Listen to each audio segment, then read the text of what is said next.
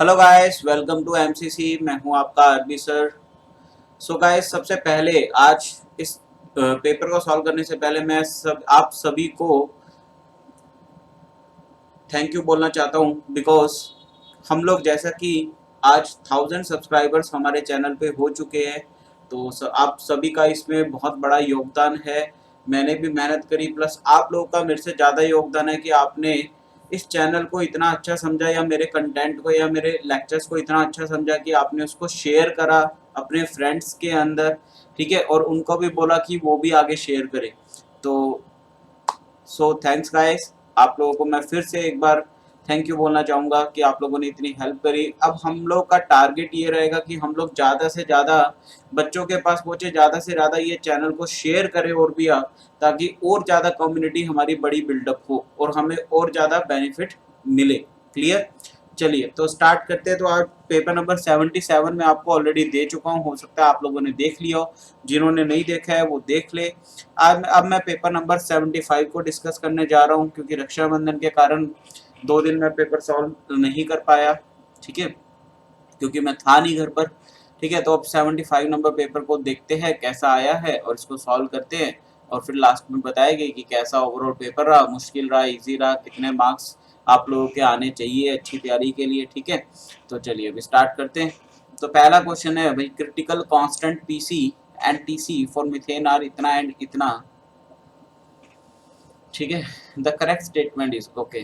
तो भाई देखो, अब पीसी क्या होता है? पीसी होता है ए अपॉन 27 बी स्क्वायर। टीसी क्या होता है? क्रिटिकल टेम्परेचर 8 ए अपॉन 27 आर बी। वीसी क्या होता है? क्रिटिकल वॉल्यूम, वो होता है 3 बी के इक्वल। अब मुझे क्या करना है, मुझे बी का मतलब इसमें बताना है कि क्या आंसर सही आएगा।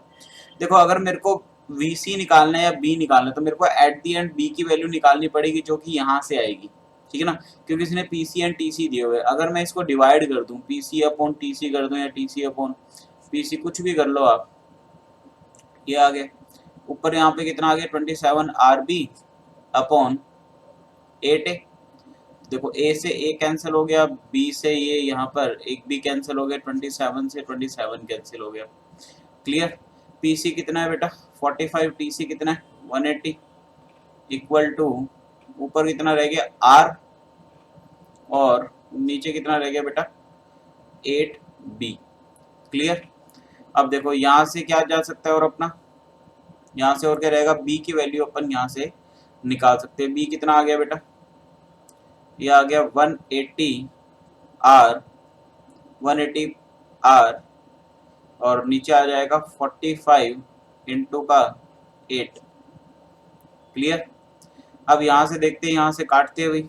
5 9 द 45, 5 3 द 15, 5 6 द 30। 3 पे गया, या सीधा 9 पे जा लो। ठीक है ना, ये भी हटा दो। 9 4 द 36, और ये गया इस पे 2 पे। तो r बाय 2 रह गया।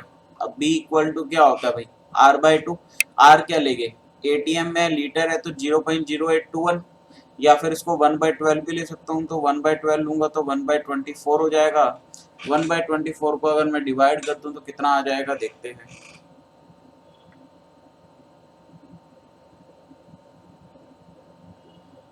1/24, ये आ गया 0.04। तो बी आंसर आ गया बेटा यहाँ पर। अब 0.04 को करूंगा तो 3 से मल्टीप्लाई, तो ये आएगा 0.12। ठीक है, तो बट इसमें ऐसा कोई भी ऑप्शन नहीं, तो इसका मतलब बी ऑप्शन अपना करेक्ट हो गया, बी की वैल्यू सही आ गई। ओके, अगला क्वेश्चन है, if the dipole moment of toluene, toluene हमारा होता है गाइस, दिस इज अवर टॉलिन।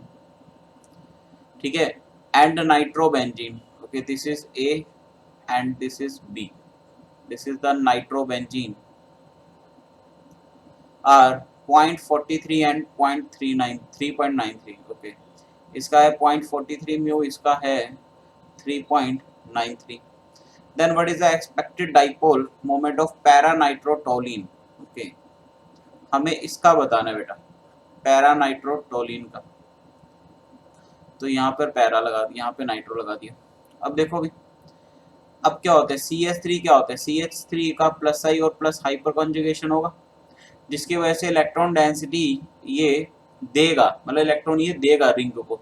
अगर रिंग को देगा तो डाइपोल मोमेंट की डायरेक्शन कैसे लिखते हैं बेटा अपन, जहां पे ज्यादा इलेक्ट्रोनाइटी, जहां पे इलेक्ट्रॉन डेंसिटी ज्यादा होती है वहीं पे एरो आती है।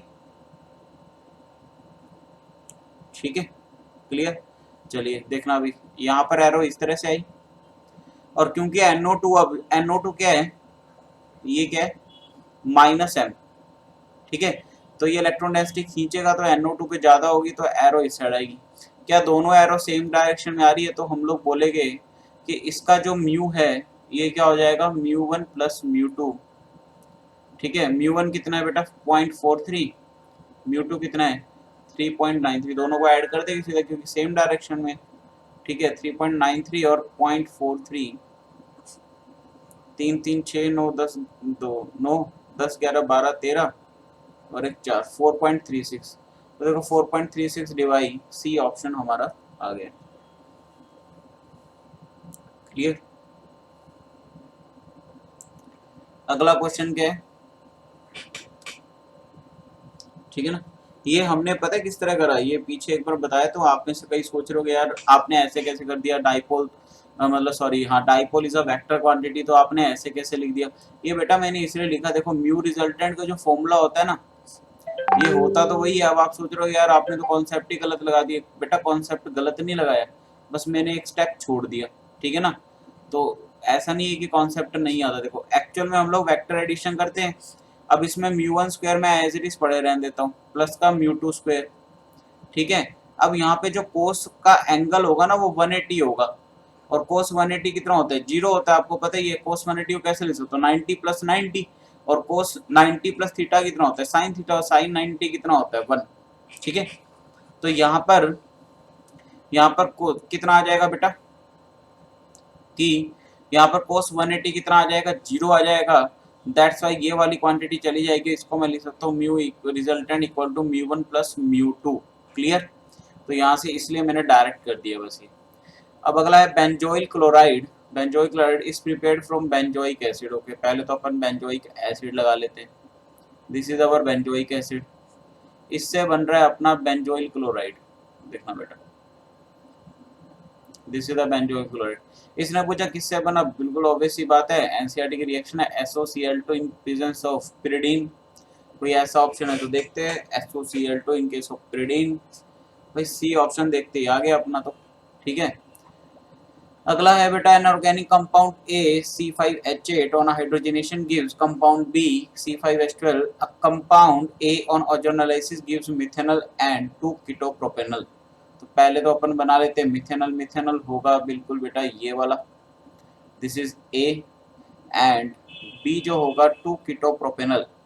2-ketopropanol मतलब यहाँ पर होगा CHO बेटा, यहाँ पर होगा CO, यहाँ पर होगा CSA। ये दो अपन को बनाने हैं। अब इनमें चार ऑप्शन चेक कर लेते हैं बेटा कौन कौन से हो गए। ठीक है, पहला देखो बेटा CH3, अब इसके साथ में ऐसे बना हुआ है, एक यहाँ पे एक यहाँ पे, क्लियर, ऐसे तो बना हुआ है। इसका रिएक्शन मान लो अपन, इसका सबसे पहले कराया हाइड्रोजनेशन। ठीक है, हाइड्रोजनेशन कराते हैं क्या होगा, डबल बॉन्ड हट जाएगा। तो डबल बॉन्ड हटेगा तो बेटा क्या बनेगा, ये देखो 1 मिनट, ये बन गया बेटा ऐसे, ये बन गया ऐसे, ये बन गया ऐसे, सारे डबल बॉन्ड हट गए।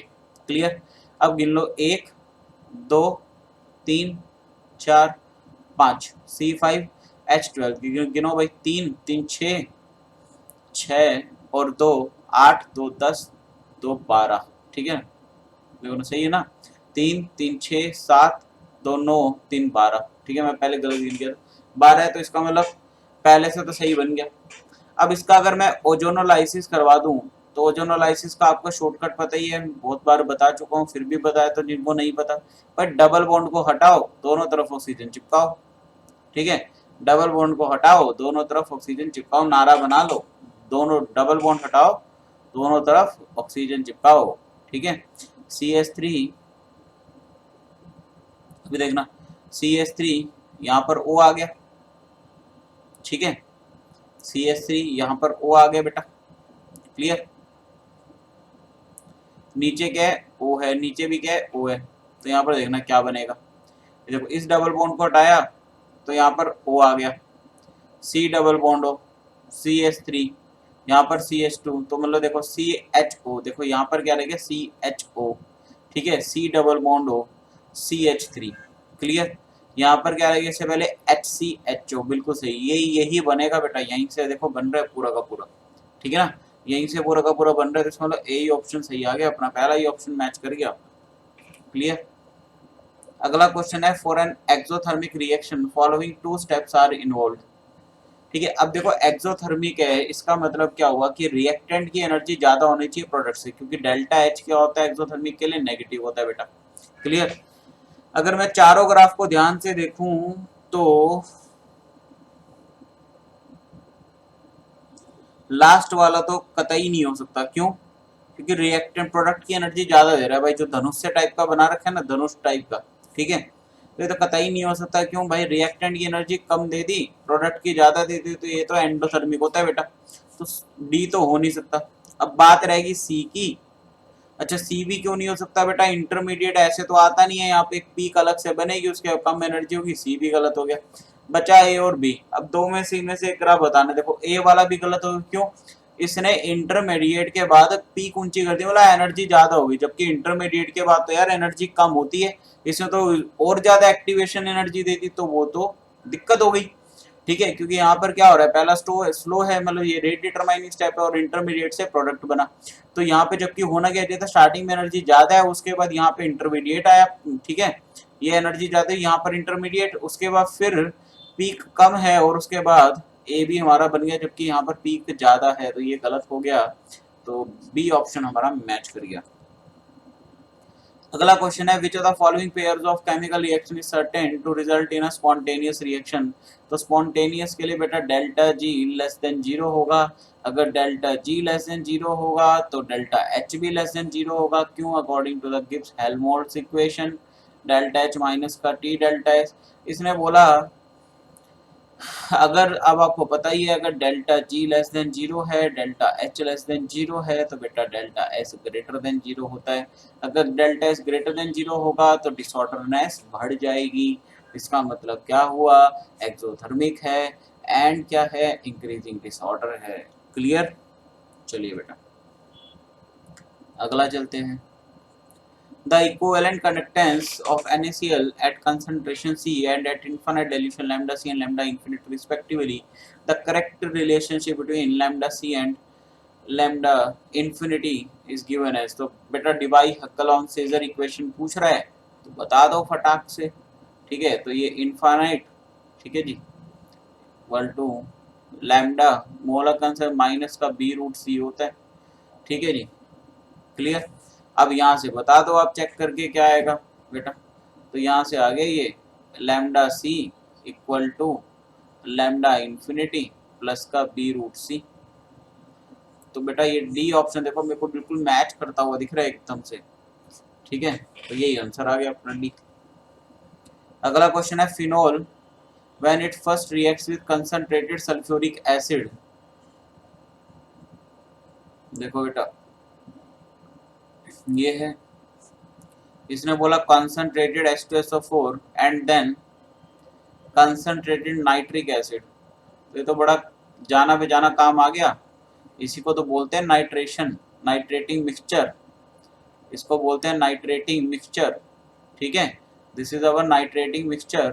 तो यहाँ पर क्या होता है बेटा, यहाँ से अपने को पता है NO2 अपना क्या होता है, इलेक्ट्रोफाइल होता है NO2 प्लस, ये क्या करेगा, अब बेंजीन के ऊपर OH है, OH है, OH क्या होता है अपना एक, ये OH इसको इलेक्ट्रॉन देगा तो ये एक्टिवेटर है, मतलब ये प्लस एम है, प्लस एम शो करेगा, तो ये ऑर्थो पैरा पे बनाएगा, तो इसका मतलब प्रोडक्ट कैसा बन जाएगा भाई, ऑर्थो भी बनेगा पैरा पे भी बनेगा,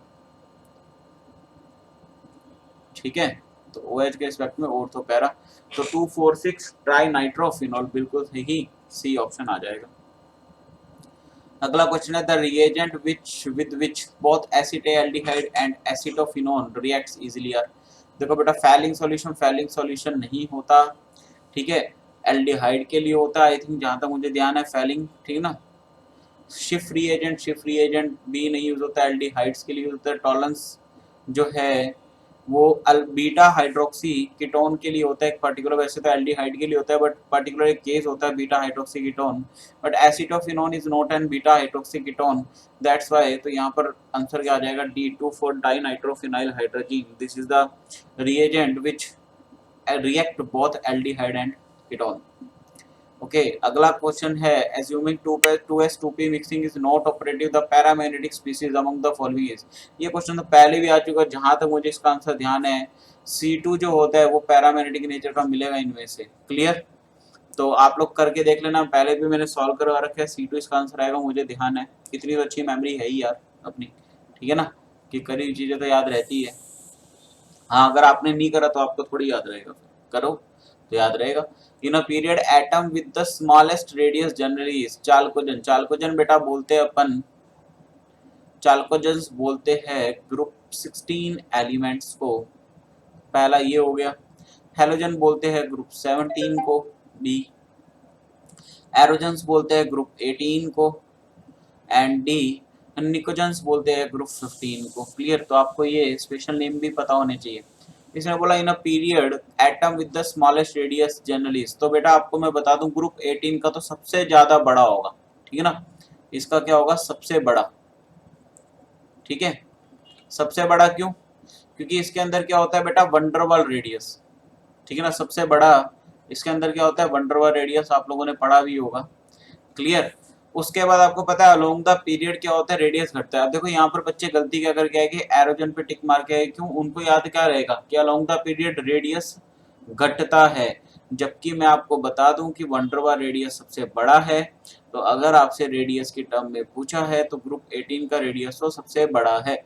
स्मॉलेस्ट उसके बाद कौन सा आ जाएगा बेटा, सबसे ज्यादा स्मॉल आ जाएगा हेलोजन्स का। क्लियर, तो हेलोजन्स उसके बाद आंसर आएगा, तो बी आंसर आ जाएगा अपना, हेलोजन्स का सबसे छोटा हो गया, अलोंग द पीरियड रेडियस घटता है।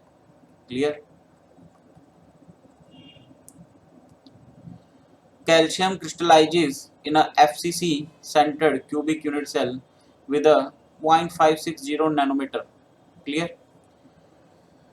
okay guys, crystallizes in a FCC unit cell with a 0.560 nanometer. okay, a इसने दे दिया बेटा 0.56 नैनोमीटर।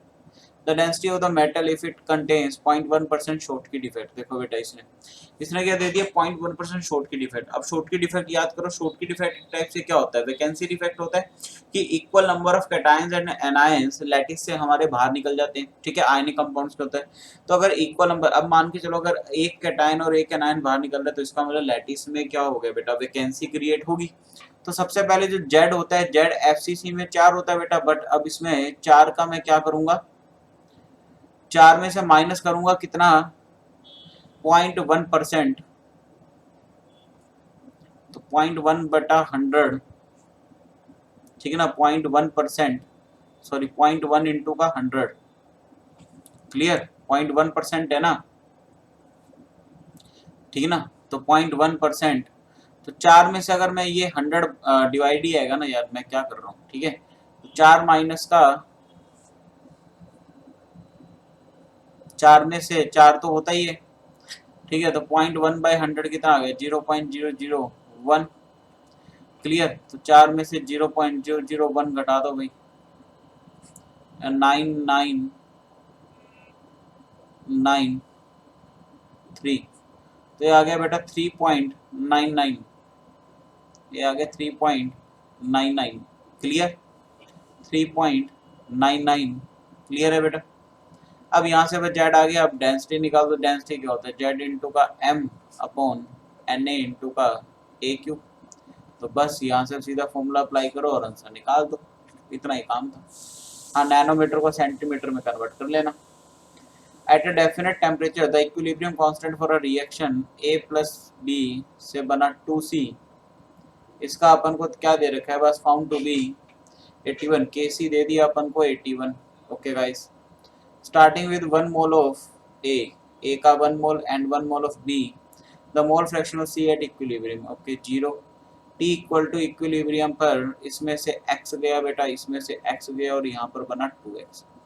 तो Kc अगर मैं इसका लिखता हूँ तो क्या लिखूंगा देखना, ये लिखूंगा बेटा मैं 4x स्क्वायर है, 2x का स्क्वायर मतलब 4x square, 1 minus x into का 1 माइनस एक्स। क्लियर? तो ये हो गया केसी के इक्वल। क्लियर है बेटा? अब देखो यहाँ पर केसी है 81 equal to 4x square upon 1 minus x का होल स्क्वायर आ गया। Clear? 4x square upon 1 minus x का होल स्क्वायर। यहाँ से कितना आ गया देखो बेटा। अब मैं क्या करूँ इसको, इसका अगर मैं स्क्वायर रूट कर दूं तो 9 आ गया, इसका भी स्क्वायर रूट कर दूंगा तो क्या आएगा देखना, 2x 1 माइनस एक्स। तो यहाँ से कितना आ गया, 9 माइनस का 9x इक्वल टू 2x। तो यहाँ से 9 इक्वल टू क्या आ गया, 11x। x इक्वल टू कितना आ गया, 9/11। 9/11 कितना हो गया बेटा, 0.8 समथिंग आएगा। ठीक है ना, 9 डिवाइडेड बाय 11, 0.81 आ गया। क्लियर? तो x आ गया 0.81। अब निकालो टोटल मोल्स एट इक्विलिब्रियम। तो एन टोटल एट इक्विलिब्रियम कितने हो गए, तो ये 1 माइनस एक्स, 1 माइनस का 0.8 मतलब 0.2 बच गया। ठीक है, तो 0.2 प्लस का 0.2 प्लस का 1.8 इंटू का 2 1.6। क्लियर? तो ये हो गया 1.6 प्लस का 0.4, 6 4 10 और एक 2, 2 आ गए टोटल में। तो बस मोल फ्रैक्शन ऑफ सी निकालना है एट इक्विलिब्रियम। तो ये कितना हो गया 1.6 अपॉन 2, तो 0.8 आ गया बेटा। 0.8 जैसी तो कोई चीज ही नहीं दे रही। The mole fraction of C at equilibrium is x equal to chi equal to 9/11। ठीक है, 9/11, 9/11 तो आ गया ये सी। चलो इसको एक बार ऐसे करके देखते हैं, 18/11 ये तो आ गया सी के मोल।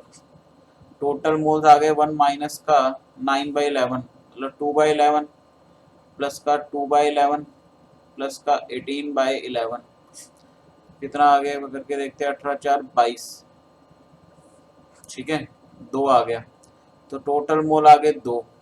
ठीक है, टोटल मोल आ गए 2। तो अब ये 18/11, ठीक है, ये तो आ गया क्या ऊपर इसके मोल सी के, अपॉन में टोटल मोल यहाँ पर 2 आ गया। तो 9 टू द 2 9 द 18, 9/11 आ गया बेटा। सही है, ए ऑप्शन आएगा। क्लियर? 9/11 मैं गलत कर गया रही।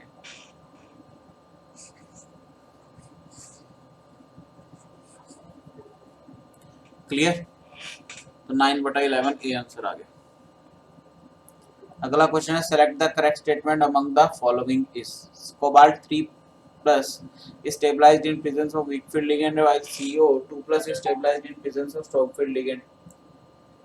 करेक्ट स्टेटमेंट बतानी बेटा, ये तो गलत है क्योंकि कोबाल्ट +3 एंड +2 दोनों ही स्ट्रॉन्ग फील्ड लिगेंड में की प्रेजेंस में क्या होते हैं, स्टेबल होते हैं। For coordinated complexes of PD and PD+2 and PT+2 are paramagnetic and square planar. बेटा PD+2 एंड PT+2 में क्या होती है, पेयरिंग एनर्जी ज़्यादा होती है जिसकी वजह से डायमैग्नेटिक नेचर के होते हैं, ये पैरामैग्नेटिक नहीं होते। तीसरा है NiCN4 4- and NiCO4 are tetrahedral and square planar, जबकि उल्टा होता है NiCO4 जो होता है बेटा वो टेट्राहेड्रल होता है एंड NiCN4 4- स्क्वायर प्लेनर होता है। अगला तो लास्ट है, 3 ही सही नहीं है, तो इसका मतलब क्या हो गया कि डी आंसर आ गया, nickel +2 ion does not form inner orbital complex, inner orbital octahedral complex in presence of weak field ligand. Check करके देख लेते हैं बेटा। 3D8 है, 3D8 है, निकल +2 का मतलब। अब वीक फील्ड होगा तो इसका मतलब पेयरिंग तो होगी नहीं, पेयरिंग नहीं होगी तो 8 इलेक्ट्रॉन भर दो बड़े प्यार से, 8 भर दिए। अब पेयरिंग है नहीं तो इसमें क्या आएगा, sp3 मतलब टेट्राहेड्रल आएगा। तो इसने बोला does not form inner orbital, inner orbital तो नहीं कर रहा। ठीक है, octahedral complex in presence of weak field बिल्कुल सही है, ये स्टेटमेंट बिल्कुल सही है क्योंकि इनर ऑर्बिटल नहीं कर रहा, ऑक्टाहेड्रल भी नहीं कर रहा। क्लियर? चलिए बेटा, in which of the following Mn has highest oxidation state. पहले में देखो तो +8 माइनस का 8 प्लस का 2 6 +6 MnO2 +4 नहीं नहीं के MnO4 में +7 होता है, आ जाएगा Mn3O4 में +8/3 होता है, ये भी नहीं होगा, सी ऑप्शन आ गया। बहुत सिंपल क्वेश्चन था। अगला क्वेश्चन है the ease of dehydrohalogenation of alkyl halide with alcoholic KOH. तो बेटा E2 मैकेनिज्म, E2 मैकेनिज्म में क्या होता है, इसमें होता है reactivity of alkyne, sorry stability of alkyne. जितना ज़्यादा अल्कीन स्टेबल बनेगा उतना ज़्यादा डिहाइड्रोहेलोजिनेशन होगा अल्कोहलिक KOH के साथ। आपको पता ही है कार्बोनेट तो tertiary greater than secondary greater than primary. Clear. अगला क्वेश्चन था important step in the extraction of metal from metal carbonate. तो बेटा और से कैल्सिनेशन होता है, कैल्सिनेशन करवाते हैं अपन। क्लियर। कार्बोनेट का तो कैल्सिनेशन ही होता है। ठीक है।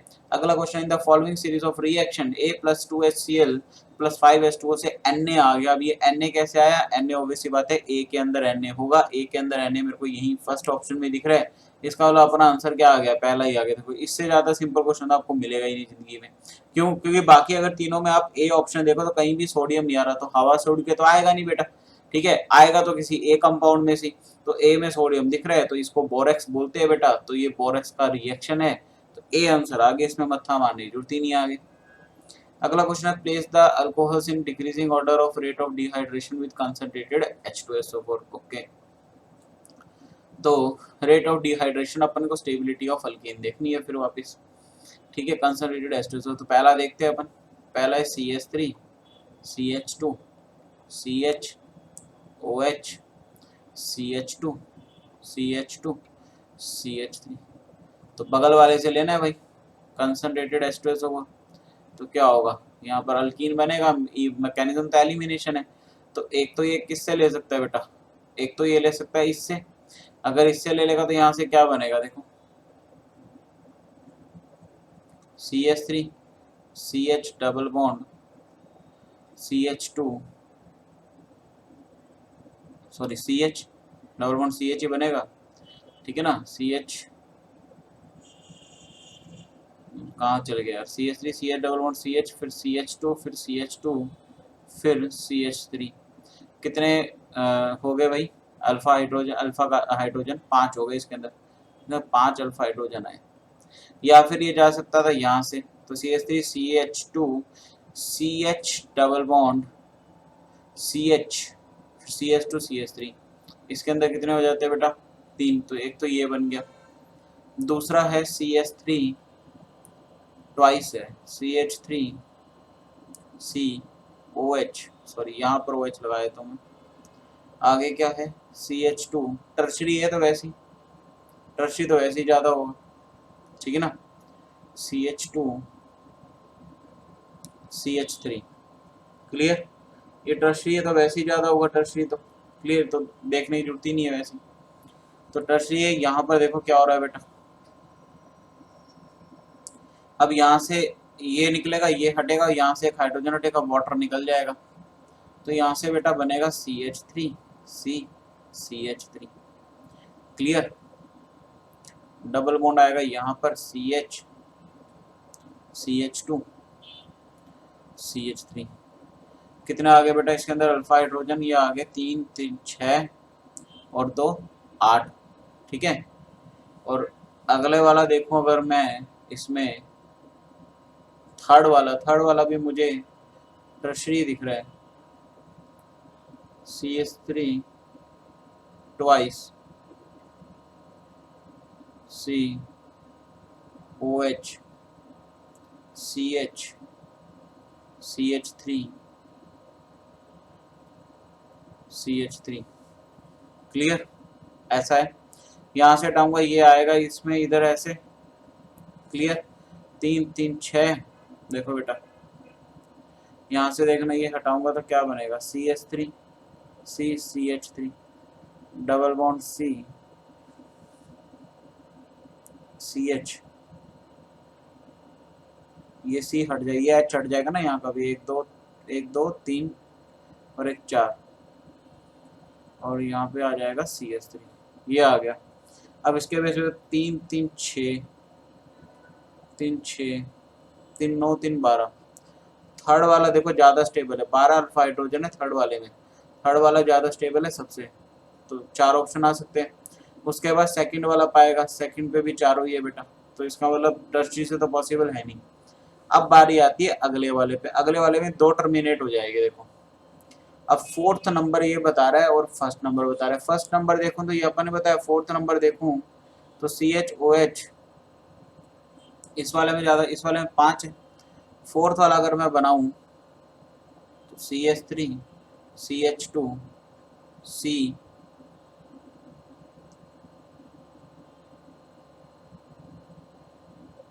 CH C CH3 CH3 clear.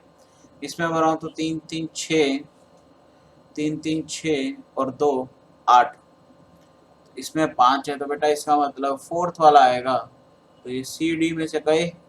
अब अगले पे सारा कुछ हो ही जाएगा। इसने बोला 1 ग्रेटर देन 5 या 5 ग्रेटर देन 1, देख लेते हैं बेटा। CH3 CH2 CH2 CH2 OH सबसे लास्ट में दे रखा है, तो इसमें तो अल्फा हाइड्रोजन बहुत कम है तो पहले वाले में ज़्यादा आ जाएगी, इसका मतलब 1 ग्रेटर देन 5, बी ऑप्शन इसका मैच कर जाएगा। क्लियर। अगला क्वेश्चन है how many enols including stereoisomer exist for 3 hexanone. 3 hexanone 1 2 3 4 5 6। Clear. अब 3 पे 1 2 3, यहाँ पर है अपना 3 हेक्सेनोन, ये बन गया। अब इसका अपन को क्या बनाना है भाई, इनोल्स बनाना है, तो this is the keto form. Enol बनाएंगे इसका तो क्या होगा देखो, या तो ये वाला हाइड्रोजन हटेगा, ये वाला हाइड्रोजन हटेगा, ये वाला हटाते चलो,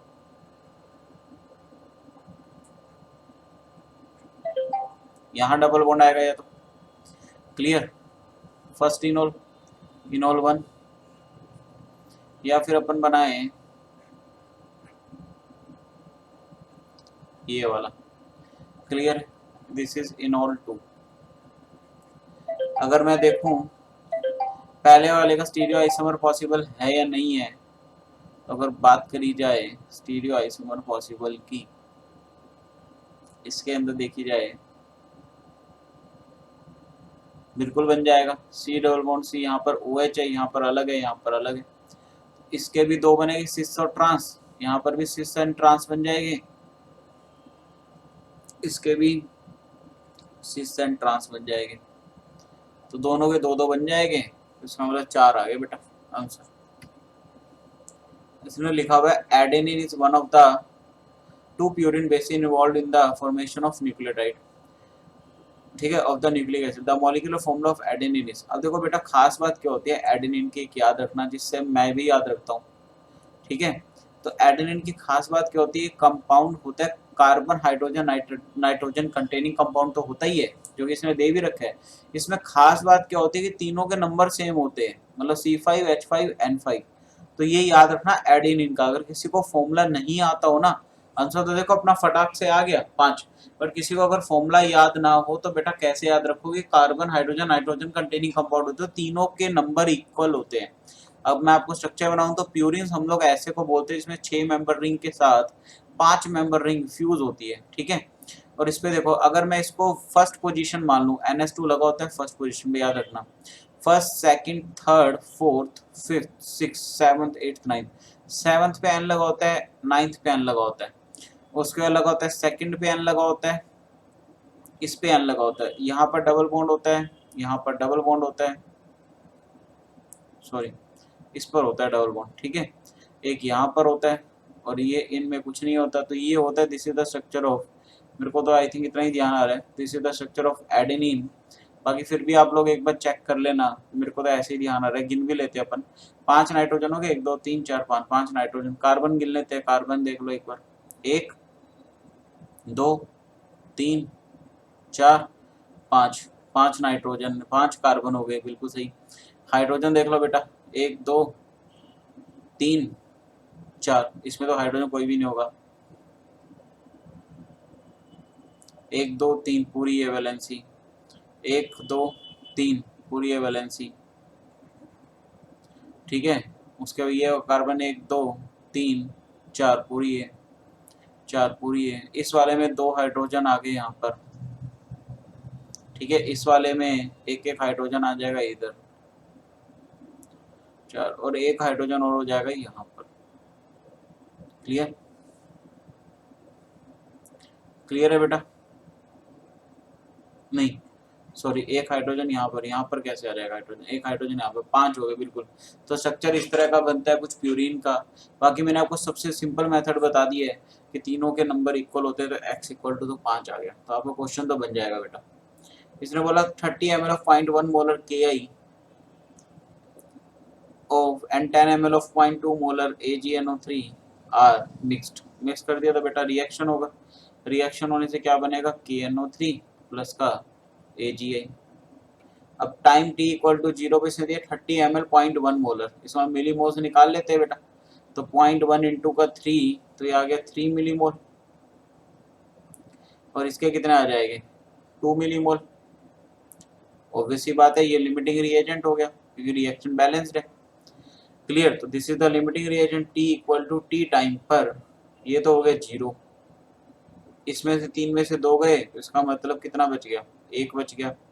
यहाँ पर बेटा 2 बन गए, 2 बच गए यहाँ पर, ठीक है ना, रिमेनिंग 2 रह गए। क्लियर? क्लियर है गाइस? इधर भी 2 रह गए। अब देखना क्या इसने बोला, एक्वस, ठीक है, ये एक्वस है, ये भी एक्वस है। The solution then fitted assuming no change in total volume, diffraction in freezing point of the resulting solution will be। अब दोनों को ऐड कर दिया बेटा, ठीक है। तो अब इसके मैंने सबके मोल देख लिए, तो सबसे पहले तो मैं डेल्टा टी एफ मेरे को निकालना है दोनों का। assuming no change in total volume, total volume में कोई चेंज नहीं आ रहा, इसका मतलब कंसंट्रेशन निकाल लूँ मैं के आई की। अगर वॉल्यूम में कोई चेंज नहीं है तो 40 ही होगा टोटल, इसका मतलब 1/40। और अगर मैं निकाल लूँ AgNO3 की तो फायदा नहीं, खत्म हो चुका। KNO3 की निकाल लूँ तो आएगा बेटा 2/40, मतलब 1/20। क्लियर? अब यहाँ से मेरे को बताया भाई इतना, तो डेल्टा टी एफ पहले 1 निकाल लो, ये हो जाएगा I इंटू का के एफ इंटू का एम। तो I अगर मैं ले रहा हूँ पहले के आई के लिए, अब के आई के लिए लूंगा I, तो ये I हो जाएगा 2 इंटू का के एफ 1.86 मोलैलिटी। तो मोल्स कितने आ जाएंगे बेटा, यहाँ पर मिली मोल है, कितने हैं 3 इंटू का 3 मिली मोल है, ठीक है ना। बच गया एक ना, एक बच गया, तो इसका मतलब 2 रिएक्ट कर गए, तो रिएक्टेड वाले अपन को लेने हैं, तो 2 मिली मोल लूंगा इसके मैं, ठीक है। तो यहाँ पे 2 इंटू 10⁻³ अपॉन मोलर मास के आई का, पोटेशियम आयोडाइड का 39 आयोडीन का इसने लिख नहीं रखा। ये क्वेश्चन अगर ऐसे होता तो फिर ये देता अपन को ना, कुछ ना कुछ तो डाटा देता, इसको इस तरह से नहीं करेंगे हम लोग। रुको 1 मिनट, ठीक है, एक बार मैं 1 मिनट का ब्रेक लेता हूँ, पानी पियो, जिस फिर आके हम लोग इस पे सोचते हैं कुछ, ठीक है। मैं इसको इतने को मिटा देता हूँ, 1 मिनट का बस ब्रेक लूंगा मैं, ठीक है। जस्ट देखना बेटा, तो अब इसमें अपने तो के आई अपन ने पढ़ा था इतना ml AgNO3 R mix solution, the solution is then filtered out assuming no change in total volume, depression and freezing point and the resulting solution will be। तो यहाँ पर देखो इतना आ गया। अब डेल्टा टी एफ में किसका निकालूंगा, के आई का निकालूंगा बेटा, ठीक है। के आई का निकालूंगा तो मेरे को इसके लिए चाहिए आई इंटू का के एफ इंटू का एम। के एफ मेरे पास है मोलैलिटी, तो यहाँ पर अपन एक काम ये कर सकते हैं, अच्छा इसने दे दिया assume molarity equal to molality, sorry बेटा ये तो देखा ही नहीं मैंने नीचे, assume molarity equal to molality, अगर बस ठीक है फिर तो बात बन गई। आई इक्वल टू 2, के एफ इक्वल टू 1.86, मोलैलिटी इसकी मोलैरिटी के इक्वल है। मोलैरिटी क्या होता है, मोल अपॉन वॉल्यूम, तो इसका कितना आया था 1/40, तो यहाँ से 20 रह गया, तो ये आ गया 1.86 डिवाइडेड बाई 2 इंटू का 10, इसको उतार दो 1000 हो गया, तो 2 9 दा 18, 2 3 दा 6, तो ये आ गया 0.093, इतना आ गया। डेल्टा टी एफ निकाल लो ऐसे ही, के एन ओ थ्री बचा, इसका कितना आ जाएगा, आई 2 है, के एफ 1.86 है, इसका कितना था 1/20, 1/10 बच गया। ये आ गया बेटा 0.186, तो बस 0.093 0.186 दोनों को ऐड कर देंगे, ठीक है। तो ये क्या आ जाएगा 6 3 9, 9 10 11 बार 9 और 8 17, 2.279, ठीक है। तो volume depression, no change in volume depression, freezing point of the resulting solution will be, ठीक है।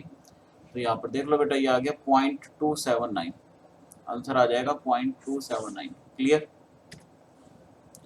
अगला क्वेश्चन है calculate the volume of water required to dissolve 0.1 gram lead chloride PbCl2 to get a saturated solution, मतलब इसका precipitate हुआ होगा तभी, मतलब सैचुरेटेड, ठीक है ना। सैचुरेटेड सॉल्यूशन KSP दे दिया, मतलब स्पेरिंगली सोल्यूबल है। सबसे पहले इसकी सॉल्युबिलिटी देख लेंगे अपन, KSP दे रखा है, तो सॉल्युबिलिटी से कैसे निकालेंगे, शॉर्टकट लगाओ, कितना आएगा 1 की पावर 1, 2 की पावर 2, s की पावर 2 + 1, कितना हो गया 4s क्यूब हो गया। इसका मतलब यहाँ से कितना आ गया 3.21 इंटू 10 की power -8, clear, equal to 4s cube. तो यहाँ से s क्यूब कितना आ गया बेटा 3.21 इंटू 10 की पावर 8 माइनस का अपॉन 4। सबसे पहले 3.21 को 4 से डिवाइड करते हैं, तो ये आ गया 3.21 डिवाइडेड बाय 4, 0.8, ये आ गया बेटा 0.8 इंटू का 10 की power -8 equal to s cube. यहाँ से s क्या आ जाएगा, इसका क्यूब रूट आएगा, इसको मैं ऐसा कर लेता हूँ, इसको 8 इंटू 10 की पावर -9 लिख लेता हूँ, तो इसका आ गया 2 इंटू 10 की पावर -3, तो ये आ गया s, सॉल्युबिलिटी आ गई इतनी, क्लियर, 2 इंटू 10 की पावर -3। अब यही मोल पर लीटर मेरे को किस में चाहिए, ग्राम पर लीटर में, देखो इसने बोला ग्राम पर लीटर में चाहिए, ठीक है। तो ग्राम पर लीटर में अगर मैं निकालता हूँ सॉल्युबिलिटी को, तो कितना आएगा, ये 2 इंटू 10 की पावर -3 इंटू इसका मॉलिक्यूलर मास से कर दूंगा, तो PbCl2 है 207 और 71, 278 से मैंने इसको मल्टीप्लाई कर दिया। अब 278 टू द फटाफट कर लेते हैं अपन,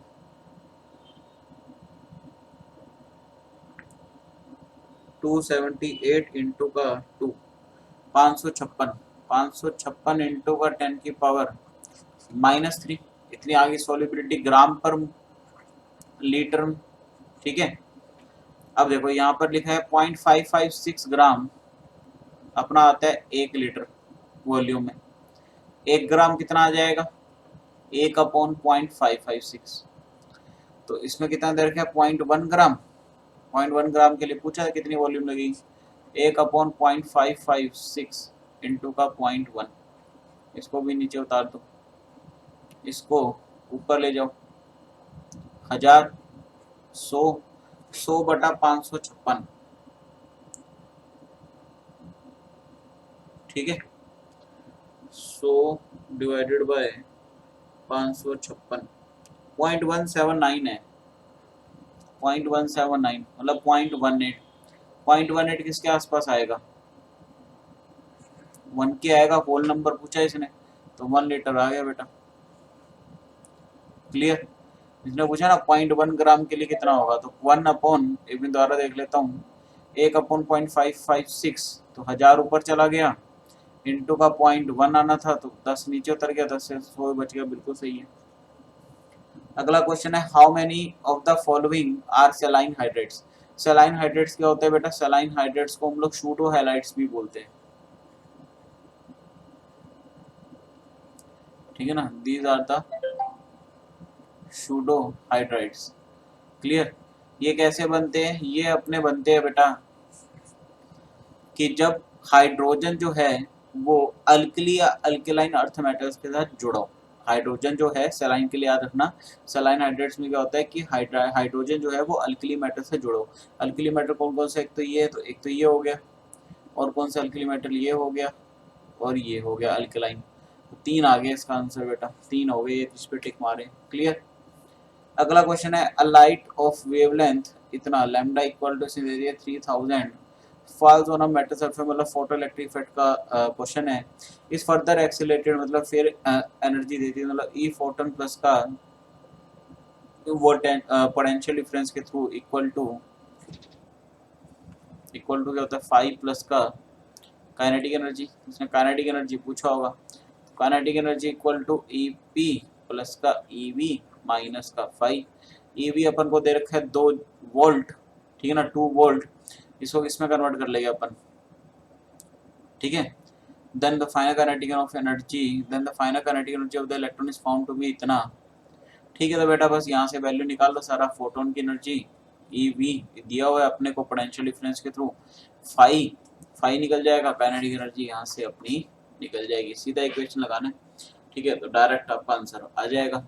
इफ इन केस फिर भी अगर आपसे ना हो तो फिर मेरे को बता देना कमेंट करके, मैं आपको इसका सॉल्यूशन टेलीग्राम ग्रुप पर भेज दूंगा। जिसने टेलीग्राम ज्वाइन नहीं करा है वो ग्रुप ज्वाइन कर ले, उसका लिंक जो है डिस्क्रिप्शन में मिल जाएगा, उसके ऊपर मैं इसका सॉल्यूशन भेज दूंगा। ओके गाइस, तो ओवरऑल पेपर सही था, इसके अंदर मैं एक्सपेक्ट करता हूँ आपका 90 से 94 मार्क्स इसके अंदर आ जाने चाहिए आपके। क्लियर। तो चलिए okay guys, bye bye, take care and again thank you guys for sharing this channel and हम लोग 1000 सब्सक्राइबर्स रीच कर गए हैं। Thank you very much guys and अभी भी ज़्यादा से ज़्यादा और ज़्यादा शेयर करें अपने फ्रेंड्स को, और ज़्यादा शेयर करें ताकि आपके जैसे और भी बच्चे जुड़ पाए। Clear guys, okay, thank you very much again, bye guys.